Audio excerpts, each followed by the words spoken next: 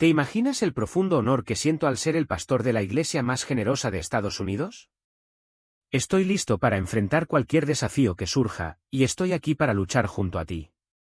Recientemente, el pastor Laurent Livingston lanzó un poderoso llamado a la acción, instando a los cristianos de todo el mundo, especialmente desde su perspectiva en los Estados Unidos, a estar preparados para los eventos que se avecinan. Nos advirtió que lo que estamos a punto de experimentar podría ser extremadamente aterrador y que no todos tendrán la fortaleza para afrontarlo al mismo tiempo. En su mensaje, realizó críticas directas a Donald Trump y otros líderes, subrayando la importancia de que los estadounidenses se mantengan alertas y preparados. Es crucial abordar con cautela la intersección entre la fe y la política. Este mensaje tiene como único propósito informar y no juzgar ni atacar a personas u organizaciones. No pretendemos ofrecer asesoramiento legal o político, lo único que realmente importa es que nada puede alejarnos de Dios. La pastora Livingston nos exhorta a ser valientes y a equiparnos para las inminentes batallas espirituales. Uno de los pasajes más destacados de la Biblia que habla sobre la preparación para la guerra espiritual se encuentra en Efesios 6. Pablo, un líder cristiano primitivo que escribió esta carta a la iglesia de Efeso, nos advierte sobre la necesidad de prepararnos para la lucha espiritual que todos enfrentaremos. A lo largo de su carta, Pablo detalla las bendiciones espirituales que disfrutamos gracias a Jesús y la relación restaurada que ahora tenemos tanto con Dios como entre nosotros mismos. También establece el contexto de las luchas que inevitablemente surgirán en nuestras vidas. En Efesios 6, 10-18, Pablo dice, finalmente, sean fuertes en el Señor y en su gran poder. Pónganse toda la armadura de Dios para que puedan llevar su vida a la gloria que Dios les ha dado. Estad firmes contra las artimañas del diablo, porque nuestra lucha no es contra sangre y carne, sino contra principados, contra potestades, contra los poderes de este mundo de tinieblas, contra huestes espirituales de maldad en los reinos celestiales. Por lo tanto, se nos instruye a vestirnos con toda la armadura de Dios, de modo que cuando llegue el día malo, podamos mantenernos firmes. Después de haber hecho todo lo posible para resistir, debemos permanecer firmes. Esto implica ceñirnos con la verdad, ponernos la coraza de justicia, y calzarnos con la disposición que proviene del Evangelio de la paz. Además, tomemos el escudo de la fe, que nos permitirá apagar todos los dardos de fuego del maligno. Debemos armarnos con el yelmo de la salvación y empuñar la espada del Espíritu, que es la palabra de Dios, y orar en el Espíritu en todo momento, con toda clase de oraciones y peticiones. Mantengámonos alerta y oremos continuamente por todo el pueblo del Señor. Pablo desea que los seguidores de Dios comprendan cómo luchar en esta batalla espiritual, y en última instancia, cómo salir victoriosos. A menudo, las personas luchan por reconocer que las batallas que enfrentan diariamente no son meramente conflictos entre individuos, sino que son confrontaciones con fuerzas espirituales. La naturaleza humana nos lleva a pensar que nuestros problemas provienen de otros que nos han hecho daño. Aunque en ocasiones esto es cierto, hay un enemigo espiritual mucho mayor al que Dios quiere que nos enfrentemos.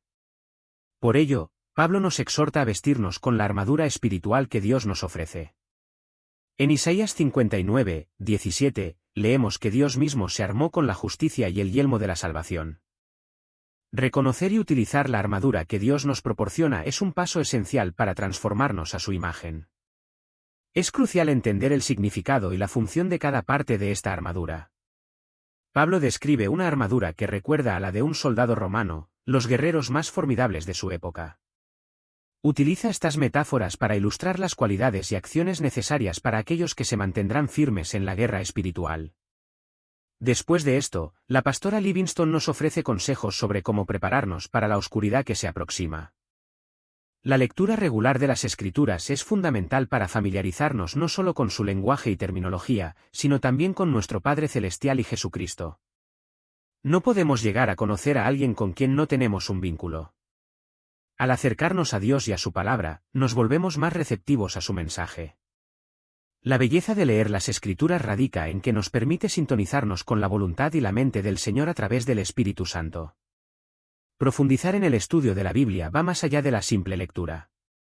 Al estudiar a fondo, permitimos que el Espíritu Santo guíe nuestras mentes hacia las lecciones que nuestro Padre Celestial desea que aprendamos. Existen diversas maneras de abordar este estudio, Podemos examinar la doctrina detrás de un versículo o utilizar guías temáticas como punto de partida para explorar temas más amplios. Es fundamental sumergirse en las Escrituras y esforzarnos por aprender, activando así nuestra fe en lugar de dejarla latente. También es vital desarrollar patrones de oración a lo largo de nuestras vidas. Cuando surjan crisis inesperadas, si hemos cultivado una práctica de oración significativa, seremos capaces de enfrentar esos momentos con mayor fortaleza. Cada día debemos esforzarnos por tener oraciones sinceras y espontáneas, dedicando tiempo a escuchar y reflexionar sobre lo que queremos comunicarle a nuestro Padre Celestial antes y después de hacerlo. Al reflexionar sobre lo que hemos aprendido a través del estudio de las Escrituras y la oración, invitamos a Jesucristo a nuestras vidas, permitiéndole transformar nuestras actitudes y deseos. También abrimos la puerta para que el Espíritu Santo nos santifique. Cuando somos santificados por el poder de Dios, Él confía en nosotros para llevar a cabo su obra más sagrada, ayudar a traer a otros hijos de Dios de vuelta a su presencia. Nos convertimos en amigos más efectivos, ejemplos más poderosos y en un reflejo más espiritual del templo cuando meditamos en su palabra y dejamos que el Salvador habite en nuestros corazones y mentes. El pastor Laurán nos recuerda que la Iglesia debe estar lista para los desafíos y la oscuridad que se avecinan. Mientras la adoración fortalece a los creyentes, es fundamental participar en una guerra activa contra las fuerzas espirituales para reclamar terreno para el reino de Dios. Unirse en oración y apoyo mutuo no solo fortalece a la Iglesia, sino que también refuerza nuestra fe en tiempos difíciles. La pastora Lauren Livingston enfatiza la importancia de dar y el poder que proviene de Jesús. Como se menciona en Santiago 1:17, toda buena dádiva y todo don perfecto provienen del Padre Celestial, quien no cambia como las sombras cambiantes. ¿Alguna vez te has detenido a reflexionar sobre lo que dice la Biblia acerca de dar a Dios? Como cristianos, estamos llamados a ser fieles administradores de lo que poseemos. Los salmos nos enseñan que la tierra pertenece al Señor. Nuestro acto de dar no solo reconoce el señorío de Dios sobre nuestros recursos, sino que también fortalece nuestra fe en Él. La condición del corazón a menudo nos lleva a la desesperación, pero dar nos libera del temor que sentimos hacia nuestros recursos y nos orienta a buscar únicamente a Dios como nuestra fuente de provisión. Malaquías 3:10 dice: «Traed todos los diezmos al alfolí, y haya alimento en mi casa». Probadme en esto, dice el Señor Todopoderoso, y ved si no abro las compuertas de los cielos y derramo sobre vosotros bendición hasta que sobreabunde.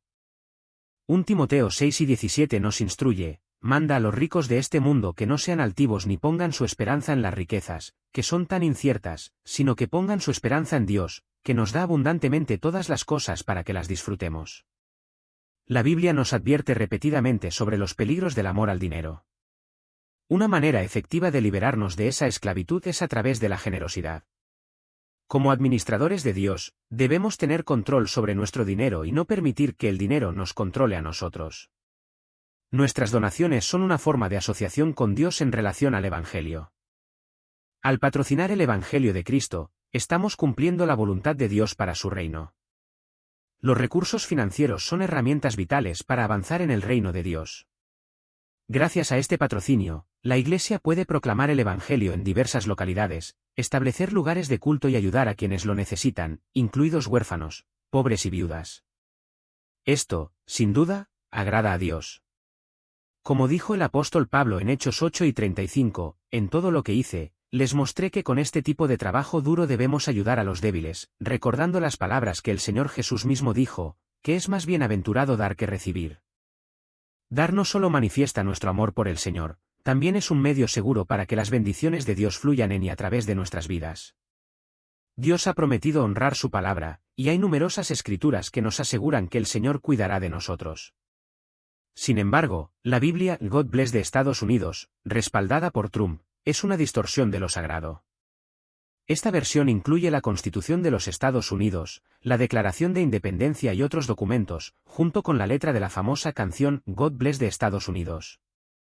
El pastor Lauren Livingston, de la Iglesia Central en Charlotte, Carolina del Norte, condenó esta versión de la Biblia durante un sermón, advirtiendo que quienes no leen la Biblia y no oran corren el riesgo de mezclar la política con la fe.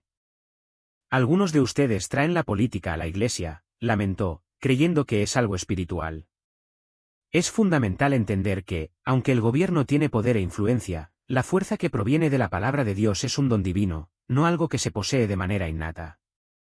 Livingstone rechazó la idea de que la política deba ser parte de nuestra vida espiritual, afirmando que nuestro verdadero deber es servir al Señor con todo nuestro corazón, mente, alma y fuerza, y amar a nuestro prójimo como a nosotros mismos. Instó a la congregación a no confundir su responsabilidad espiritual de votar con un deber que en realidad es cívico. El voto, como él lo expresó, es un privilegio cívico y no una obligación espiritual.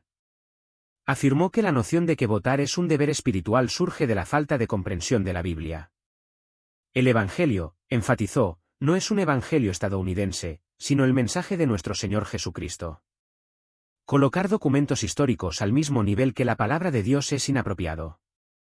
Comparó la frase del pueblo, por el pueblo y para el pueblo de la Constitución de Estados Unidos con el mensaje bíblico que dice de él, por él, a través de él, a él.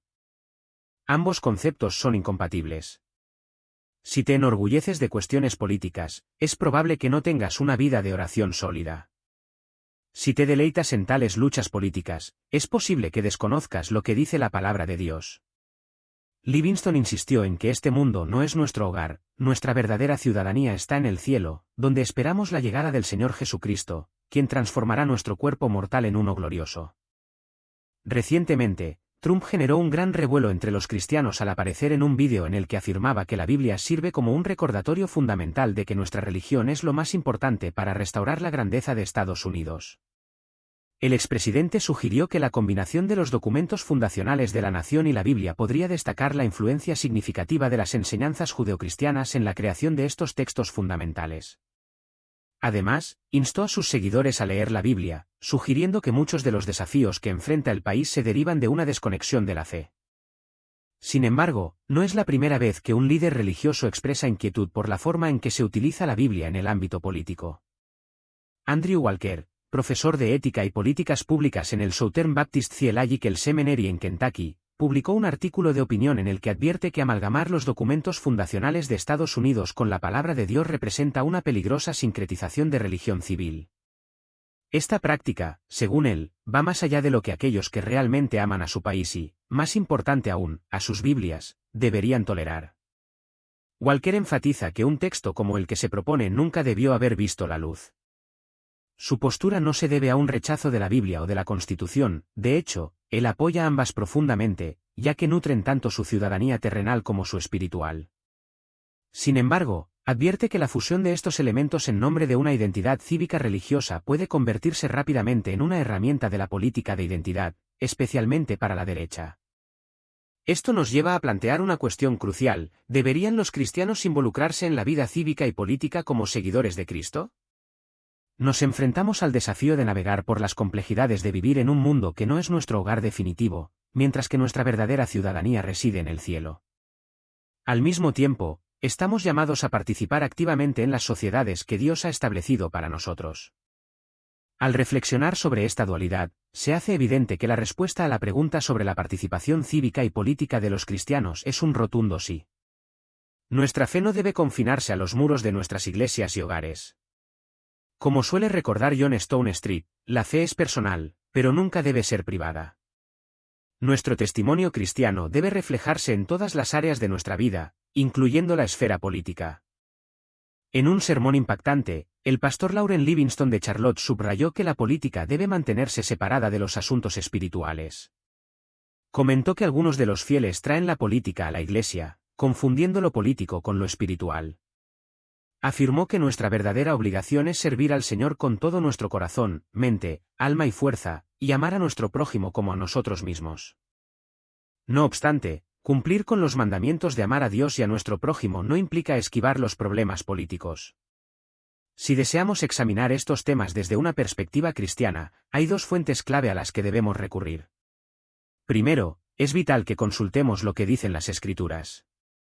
En segundo lugar, podemos observar el ejemplo y el testimonio de los primeros cristianos.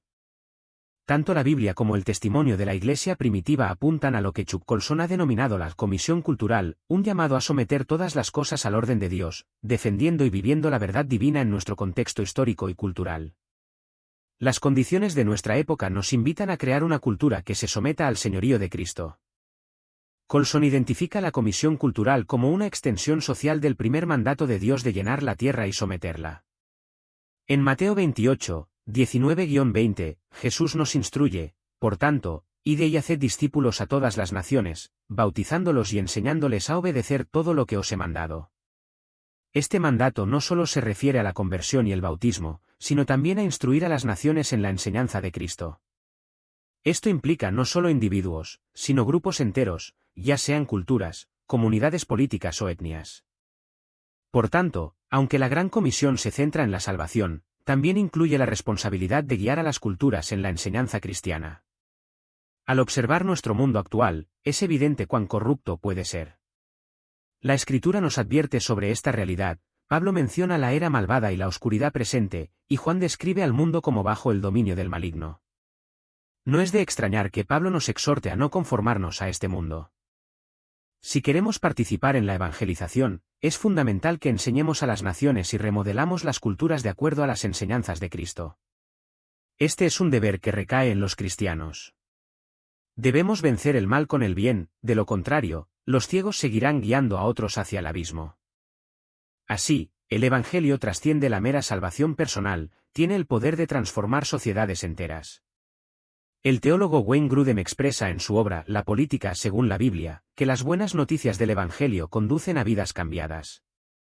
Pero, ¿no debería el Evangelio también llevar a la transformación de familias, vecindarios, escuelas, negocios y, por ende, gobiernos?